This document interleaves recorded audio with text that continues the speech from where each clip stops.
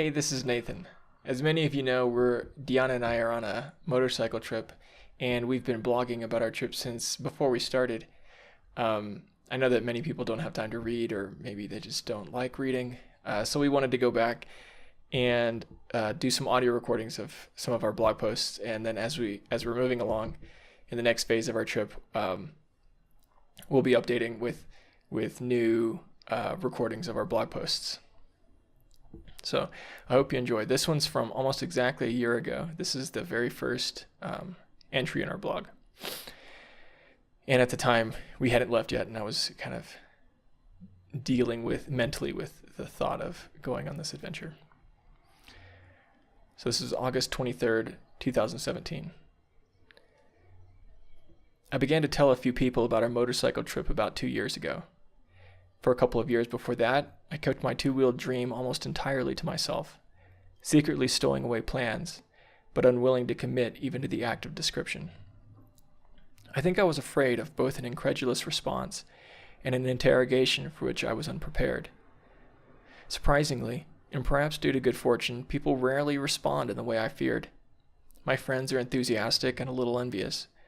My family is hesitant, but supportive. And my coworkers are excited for me, if not a little sad.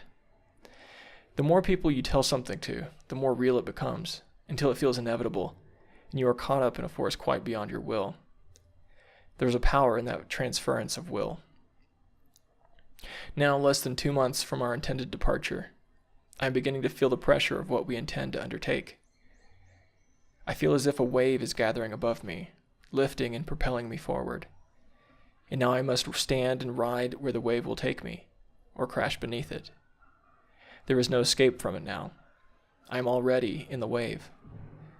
From time to time, I awake early in the morning, panicked about the future, feeling suddenly the impossible immensity of everything at once.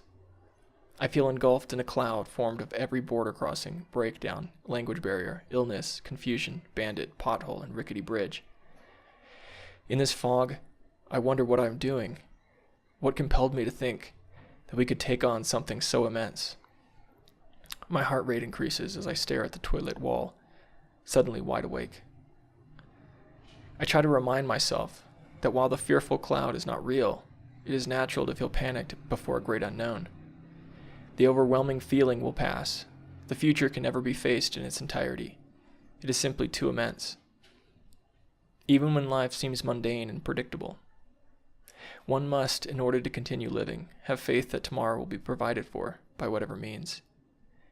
This is a sort of self-deception, but it is a useful self-deception.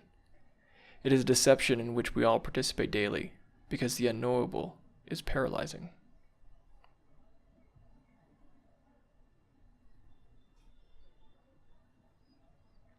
Well, that's it. That was a nice short one to get started with. I hope you enjoy, and I hope you follow along. And we'll try to post as many of these as possible before we leave, and stay tuned for more.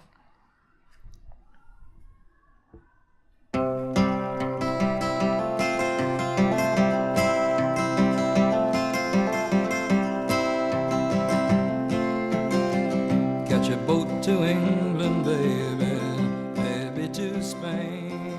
Hey, this is Nelson.